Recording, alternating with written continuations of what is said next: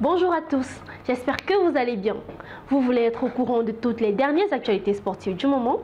Eh bien c'est simple, abonnez-vous tout simplement sur notre page YouTube Hand Sport, activez la cloche de notification et le tour est joué.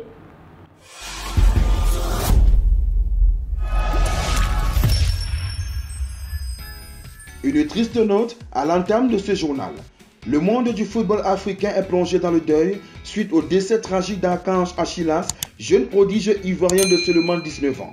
Il évoluait au poste de milieu de terrain pour le club norvégien de Hamar Kameratene FC et a été retrouvé sans vie dans son appartement à Hamar, en Norvège, comme l'a confirmé son club dans un communiqué officiel.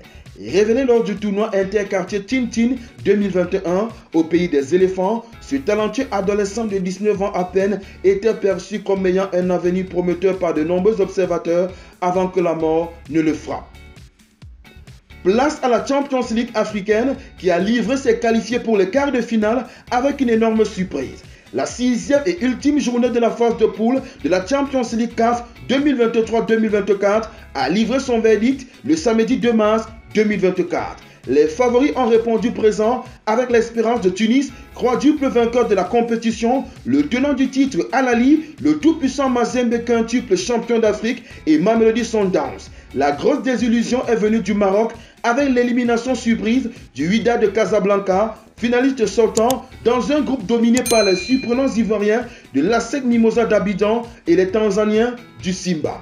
Voici la liste des 8 qualifiés pour les quarts de finale de la Champions League CAF 2024. ASEC Mimosa, tout-puissant Mazembe, Petro Luanda, Al Ahly, Young Africans, Simba et Espérance de Tunis. De l'athlétisme dans ce point sur l'actualité sportive avec le nouveau sacre mondial du Burkinabé, Hugo Fabrice Zango. Après le titre de champion du monde de triple saut en plein air remporté l'année dernière, le docteur en génie électrique est depuis quelques heures champion du monde de triple saut en salle. L'athlète de 30 ans s'est imposé en Écosse devant l'Algérien Yasser Triki et le Portugais Thiago Pereira avec un saut à 17,53 mètres.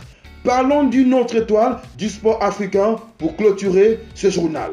Opéré d'une déchirure de ménisque, le Camerounais Joel Embiid reste optimiste quant à son retour sur les parquets. C'est toujours le même état d'esprit. Si je me sens bien, je joue. Pour la première fois depuis son opération, le MVP s'est présenté devant la presse. L'occasion pour lui de confirmer qu'il envisage bien de rejouer dès cette saison, comme l'avait laissé entendre son président Daryl Morey il y a bientôt 3 semaines.